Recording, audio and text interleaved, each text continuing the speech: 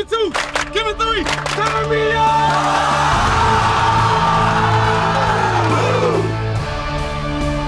I have a one question to ask.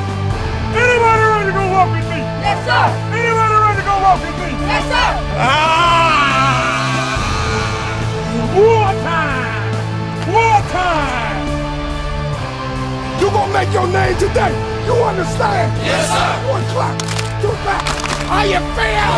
How you feel? Yeah! Hey guys, what's going on? Alex with Born to Compete, the #1 source for youth sports in America, and this was a great week for youth football around the state of Georgia. #1 versus #2. Decula versus the Grayson Rams. This was some great action on the field. Decula, you know about him, Jalen Alexander. Listen, he is making his way to be known as one of the better players in the country. And to do that from the cornerback position in youth football when they don't pass the football a lot is saying something about that kid. Then Grayson, listen, they have talent all over the field at the quarterback position, at the receiver position, at the O-line, D-line, and then, of course, they have Owen, #1, that he is almost a freak of nature just from his speed and size alone. And everybody forgets this is only his 2nd year playing football. So let's get straight into the highlights. #1, Decula Falcons taking on the #2 Grayson Rams.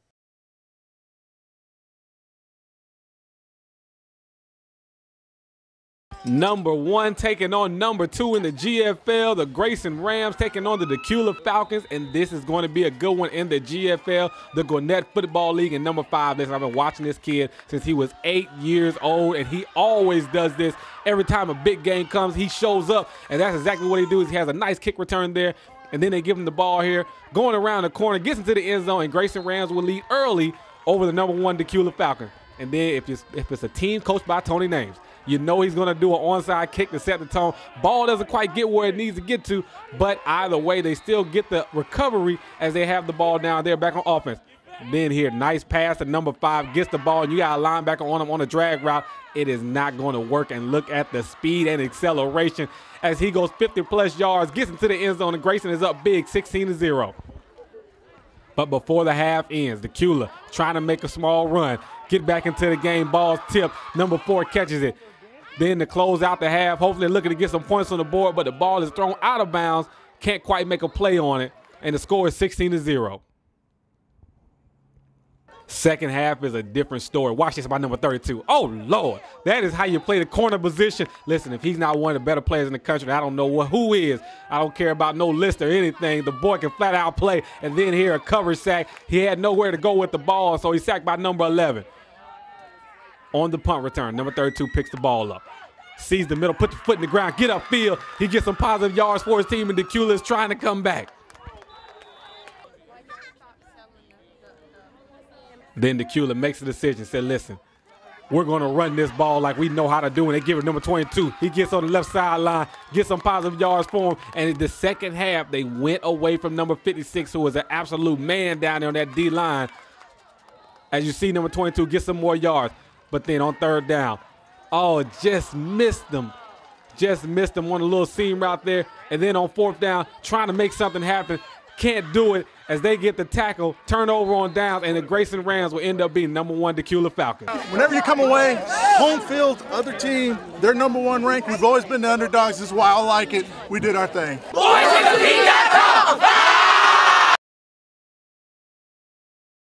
All right, guys, hope you are enjoying the highlights. We told you #1 versus #2 was going to be a great game, but another one was going on in the GMSAA 8th grade division. #5 McEachern taking on #10 Hillgrove. Listen, if you haven't heard about Paris Brown from McEachern, he is one of the most underrated players in the country, hands down. Speed, vision, all that is coming through. But now, as he's gotten older, I've watched him since he was 11 years old. As he's gotten older, he has become more and more physical, and that is great to see. So check the highlights out. McEachern taking on Hillgrove Hawks.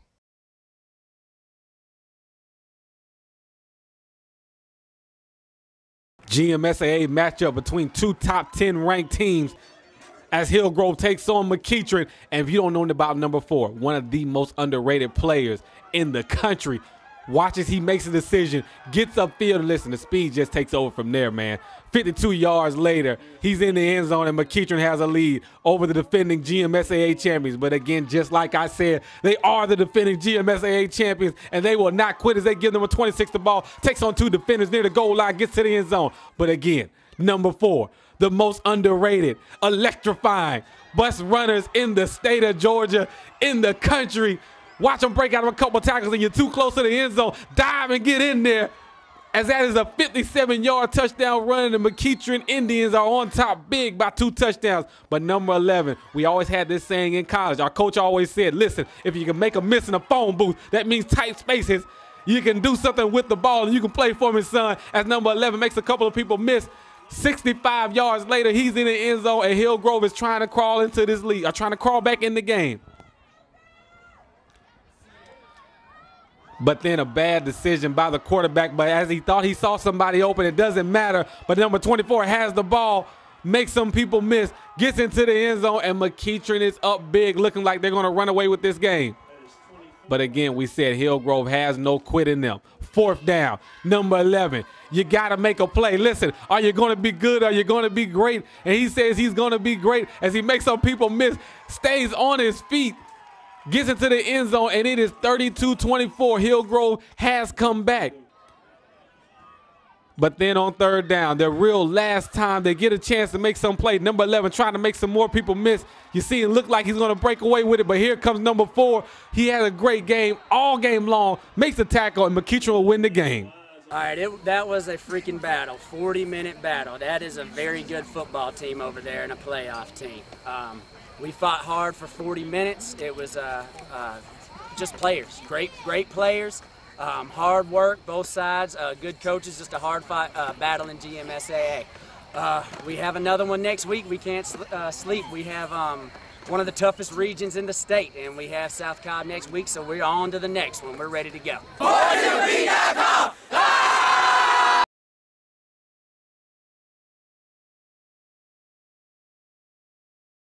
Two good teams going at it. Jonesboro Gators representing Georgia Extreme Youth Football League, taking on the Sandy Creek Patriots, who play out the Southern Competitive Football League. And Jonesboro starts the highlights off by giving it number 20. Look at the big back getting through, scoring on a 20-yard touchdown as Jonesboro Gators will lead early. See, the parents are excited there, but Sandy Creek will respond. Look at number 3. Put your foot in the ground, son. Get up the field. And that will be a 55-yard TD run as Sandy Creek would take the lead 8-6. But Jonesboro not quitting. Look at the block outside by number 20. Helps number 10 get outside. And 60 yards later, he is in the end zone. And this game is going back and forth, probably seeing who's going to have the ball last will win it.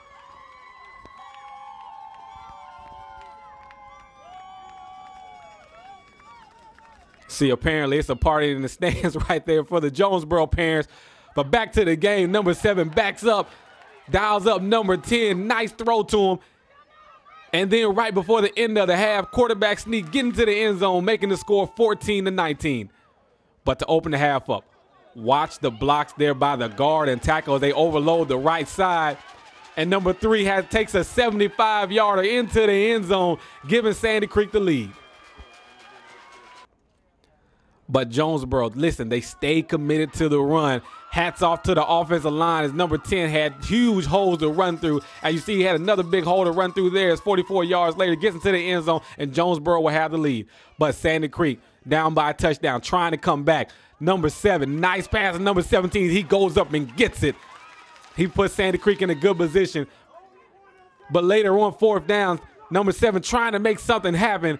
But number 8 and 74 from Jonesboro gets in the backfield, getting the quarterback sack, and Jonesboro will end up winning the game. It's all over. Tell the thoroughbred, we'll see him in the championship. It's over.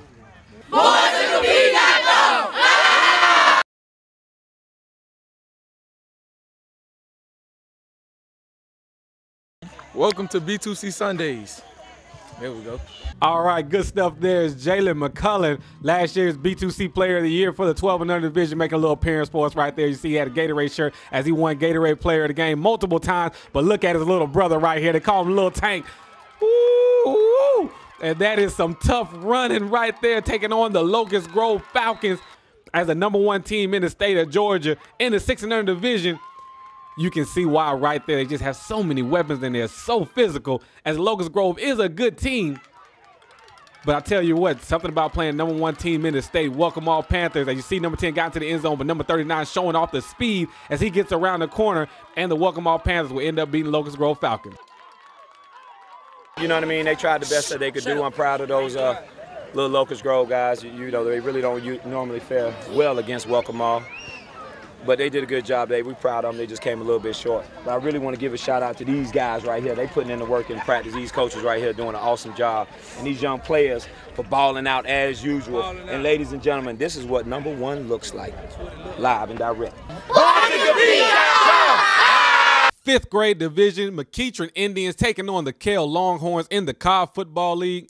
And this is going to be a good one. Late in the game, score is tied 6-6. Watch this run here by number 5. Goes up the middle, doesn't see anything, gets outside, and listen, this is just pure speed. Going down the sideline, 65 yards later, the Kell Longhorns would be up 12-6. But less than a minute to go, number 9 backs up to pass the ball, and bang, downtown as he hits number 4 in stride as they tie up the game, taking the game into overtime. In overtime. Listen, you saw number 4 come up with a great play to send the game in overtime. Then they go to the man again on the reverse. Can he make a play for him? Cuts back against the grain, runs out of a tackle, fakes another person out, gets into the end zone. Ball game, as the McEachern Indians would end up winning the game in overtime. Well, we're coming into this game, we knew it was going to be exactly what it was. It was going to be a hard-hitting, fast-paced game. These guys played their heart out.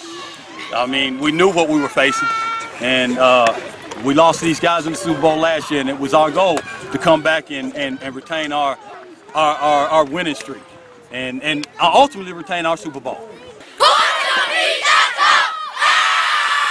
South Cobb Eagles taking on the North Cobb Warriors in the GMSAA 8th grade division. And of course, this is a rivalry game. Watch number 17 with the zone read there. Good decision as he makes a couple of moves, gets up the field, gets into the end zone, trying to get his team back in the game. But the South Cobb Eagles were just too much. As you see, number 2 gets into the end zone, and then watch this run here by number 4. Makes a couple of moves, put your foot in the ground, accelerate, get up the field. Hey, Joe Burns, I think down the road he could be in your Rising Seniors game, as South Cobb Eagles will end up winning the game. This game was a test for us. We were able to show that we still have the tenacity, still have the power, and still have the finesse. We thank North Cobb for coming in and giving us a little test for today. But next week we'll show the real test of what this team is made of when we go in McEachern Stadium on October the 4th, 7:30.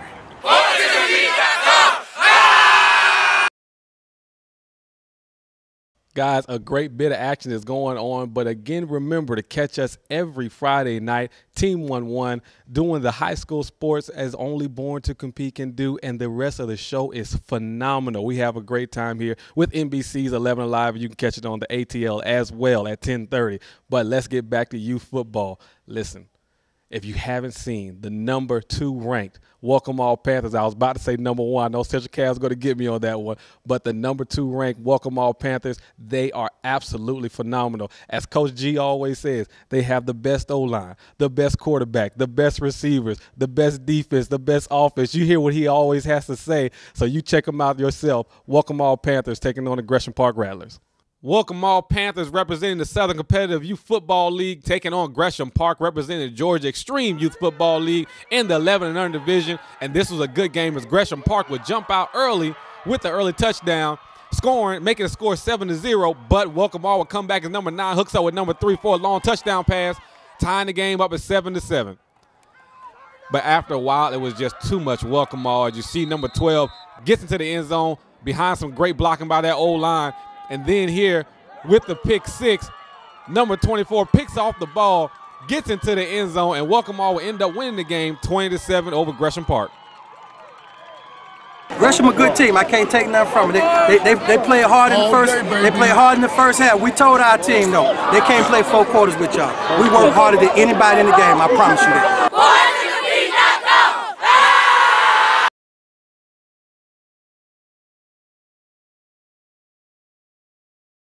Set the tone. Let's go. One team. One family. One destiny. Hard work on 3. 1, 2, 3. Hard work. Ben Hill fired up to take on the defending champs Fairburn, but the first pass of the game tipped.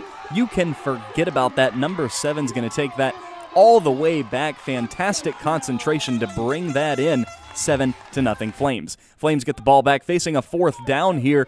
Fantastic pass, going to hit big number 9 right in stride. That takes the Fairburn Flames down into the red zone and sets up this run. Number 6 with a big hole, going to rumble into the end zone, and with it, Ben Hill's chances. 14-0 Fairburn. Monica B came to see us. Monica B came out to Fairburn. What? Oh, Lubbock Lions, one of the top teams in the state, taking on Blessed Trinity Titans, and the Blessed Trinity Titans have a lot of players from that 4th grade team that won the B2C Championship Series, and from that 5th grade team, Johns Creek, that ended up making the Championship Series championship game. As you see, number 12 getting into the end zone. Nice run by him, scoring a touchdown. And then here it is, a pick 6 as number 2 picks the ball off. Make sure you point it out so that the ref can see it as it gets into the end zone. And then number 2. From Lubbock. Nice play call as the pressure came his way, makes a good decision, throws the ball to number 3, getting some positive yards, getting down the field for Lubbock. And then here, number 2 with a bubble screen, catches the ball, secure it, put his foot in the ground, and after this, it's just all speed as he outruns everybody for a 50-plus yard touchdown. But it was just too much Blessed Trinity, just too much number 12. As you see there, great blocking by the line as number 12 gets into the end zone. Blessed Trinity will end up winning the game. Let's take a break for a second and check out some B2C Prime alums at Pace Academy. Realist George Amari Slater and Gunnar Falk.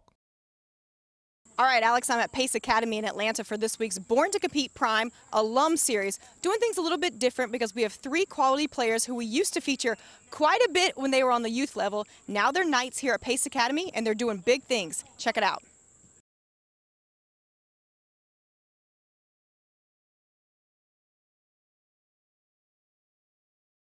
When I was small, I started off, my dad was always my coach, and I played for a couple teams. Started off playing for Glenwood, then I moved to Shoals Creek, won that championship. So I guess the playoff experience helped me a lot, and it was a good experience knowing that I played youth first, preparing for high school. High school is a whole different type of ball game, you know. From middle school, I'm used to being like one of the fastest people out there, always being able to do what I want, but in high school, like, you actually realize how immature you are with the game, and it's not even just physicality or speed or anything. It's like mentally what decisions you make on the field to benefit your team. I had a lot of exposure like coming up in my youth career, so when I get to the games, varsity games, the fans stuff, they don't really do nothing to me but make me play better. And like my youth career, my old coach, my Turbine coach, Sterling Coleman at Ben Hill, he kind of prepared me. Like, we used to have tutoring and stuff, and he tutored us like before practice, and we worked on stuff. We used to watch film, walkthroughs, just like high school, same thing.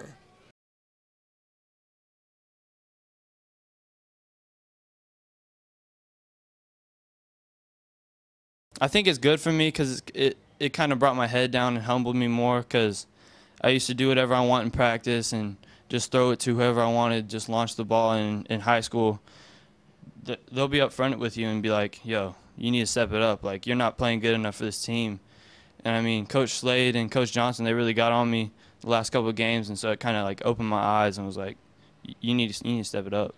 The first time I stepped on the field, it was hot that day, and we did a lot of running that day. We did a lot of running over the summer, so I guess the conditions, it was hot. I wasn't used to it being that hot, so, you know, I liked it, though. It was fun. It's not hard. It's not hard at all. It's just about, you don't think too much, but you have to think a little. So it's just about executing, like, what you have to do and planning. You talking about athletic, right? Just planning, like, you should know and try to, like, push yourself hard as you can. Push yourself. Even when you think you're, like, tired, push past that.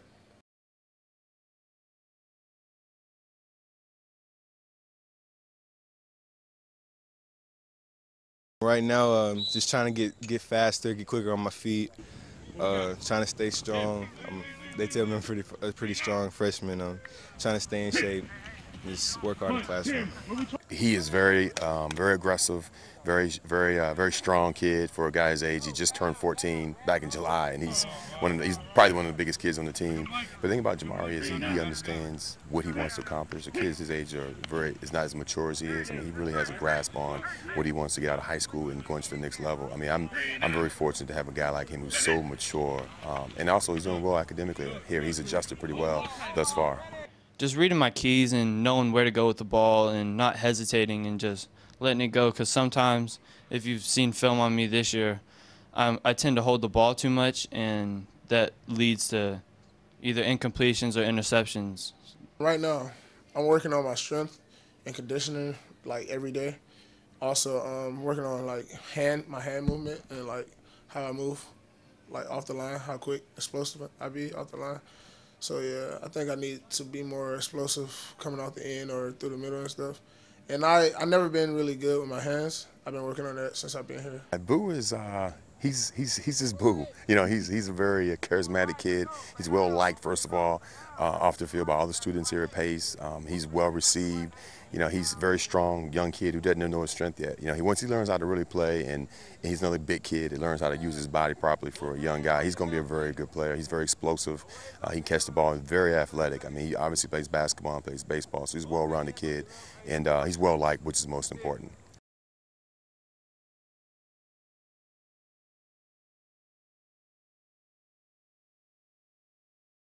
Academics, it's been good. It's been great. Like, I have to study more, and I have tutors for every class now. And the hardest thing about the transition for academically is like probably learning and remembering all the, notes and stuff like that.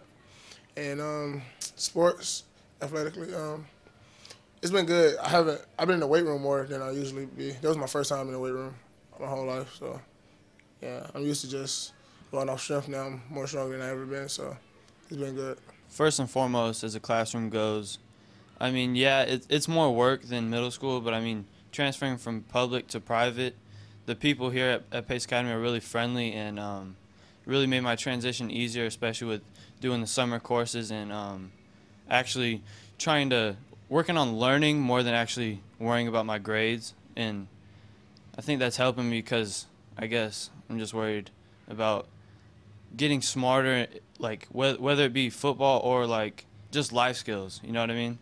So I mean, yeah, but on the football field, I have got some experience on the varsity field. As y'all probably know, Kevin injured his foot, so he was out for about 3 weeks, and I wouldn't really want to talk about stats or anything, but to me it's all about wins and losses, and we went 1-2, and to me that's really not acceptable. I feel like I let my team down, but next time I get my opportunity to get in, I'm gonna make the most of my opportunities.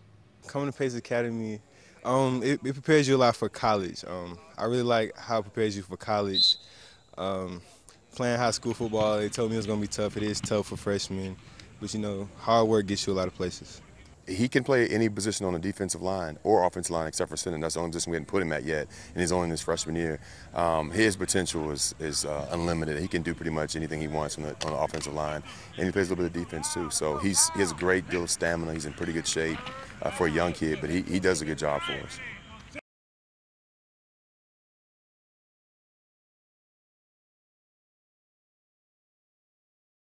I didn't have many jitters, you could say, because I've been playing football so long. It's just like go out and play the game. But it was a tough one, but we can only build from there. I ran the ball for like 20 yards, took a couple people with me, and I fumbled though, so it's like different strength and holding the ball and stuff. But I think it was good. I was a little out of shape, and it kind of taught me what I needed to be to get better and stuff.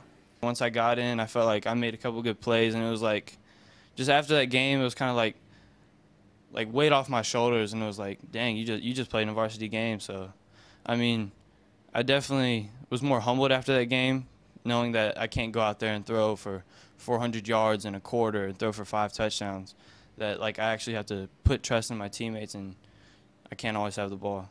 Unfortunately, Kevin got hurt and Gunner had to come in and play right away. So he had to grow up fast. We threw him into the fire. I thought he did a really good job. I mean, I thought he struggled like most freshmen do, but I thought overall, I thought he handled the responsibility as well as coming in playing against really tough competition. I mean, the first 4 opponents we played were all in the playoffs the previous year, and I thought he handled it well. I thought he grew up a lot in the White County game in the last quarter.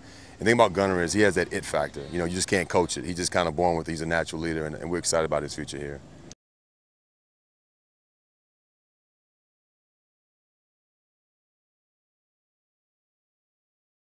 I came with a lot of freshmen, Boo Man, a lot of people call him Boo Man, Realist George, Gunner Falk, heard his name plenty of times, Devalo Beatty, he played at Chapel Hill with me, middle school football, and Justin Morris, he played with me too. So we have a pretty good freshman class, all D1 eligible athletes, real smart. I just think we can do real big things one day. I mean, we're a young team, so I mean, I'm gonna be with these guys for a couple of years, but like we're already getting like chemistry going, and we're all friends and everything. I have a lot of classes with my teammates, and even the upperclassmen, they're really cool, and like they're not just like, oh, you're a freshman, we don't trust you. Like they truly believe in me, and so like when I'm on the field, I feel like I can trust anyone on the field. We brought in me, Realist George, and then Jamari, Sellier, Gunner Falk, and Devalo Beatty.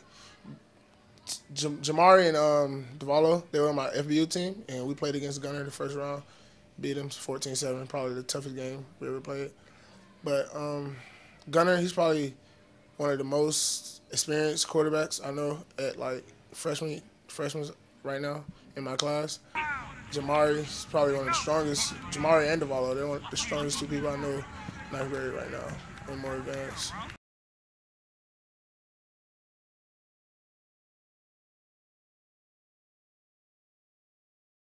One of my expectations is to get a couple of like looks, people like different big schools to look at me, SEC, probably Georgia, Florida State, stuff like that. That's not really a big deal, but I'm concerned about it. First year, I'm starting to. Next goal, go to college. High school, it's time to start looking ahead, going to college. Doing good in the classroom takes you a long way. Yeah, no question. I think all 3 of them could be Division I prospects. Now, I don't know the level after that, but I definitely think they all have potential to play in college and go pretty much wherever they want. They obviously stay healthy, continue to work hard, and stay focused, which I don't think we have a problem out of any of those 3 kids. Give me 2. Give me 3. Turn me up! Thank you so much, Jenna, with that story on the B2C Prime alums at Pace Academy. But let's get to the top 10 plays of the week. As number 24 from the Welcome All Panthers steps in front of the pass, gets the interception, takes it back to the house, and that will be a touchdown for that young man. And in the same spot at number 10, you know about Fairburn Flames, the Berry Boys, Cam Jackson. I mean, so many players have come through that played DB position, played it well. Number 7 adds to that list as he says he's ready to get his spotlight in. At number 9, KJ Wallace from the Lovett Lions. Listen, this kid is a heck of a player. He can be a running back, receiver. He can play multiple positions on the field and get it done. As you see here, catching the ball and just running away from everybody else. At number 8, watch this here. Pass by number 16, Ja'Cory. Pass to number 5, Ronald Tompkins. He gets the ball on a drag route, and he does the rest, as this kid has been phenomenal for so long.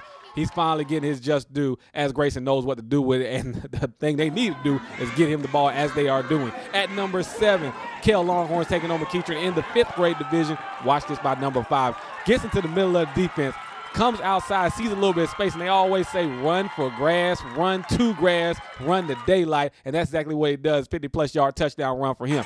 At number 6, McEachern down by 6 points. Number 9 passed the ball to number 4 with less than a minute to go. And this is how they tie the game up, sending it into overtime. Big time play by number 4. At number 5. Listen, if you watch Steele Chambers over the years, he has been a very productive player.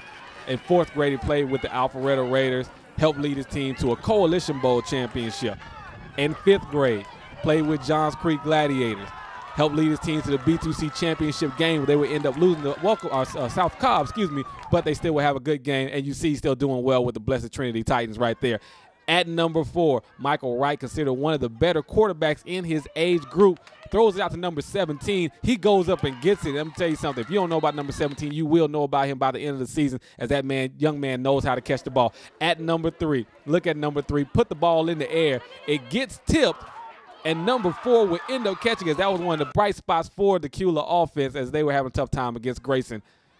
At number 2, watch this right here. Oh, my goodness. Oh, my goodness. Paris Brown, do you want to be good or do you want to be great? Get into the end zone if you want to be great. Oh, listen, you're not going to see too much of a better run right there, as he would end up being named the B2C Player of the Week. And at the number 1 spot, you already came back from in less than a minute in the fourth quarter to tie it up and go into overtime. That's what number 4 did earlier. Then they give him the ball here on the reverse. Listen, I don't know how many tackles he broke. Fought off a tackle right there. Faked somebody out. Gets into the end zone. Ball game, as McEachern will end up winning the game. And that is our top 10 plays of the week. Hey guys, Alex was Born to Compete, and it was another phenomenal week of youth football around the state of Georgia. Listen, some of the best players in the state of Georgia are being featured on Born to Compete. Some of the best teams are being featured on Born to Compete, and this is all for you guys, man. Hope you are enjoying it. See you next week. Hope you enjoy the show, guys. Take care.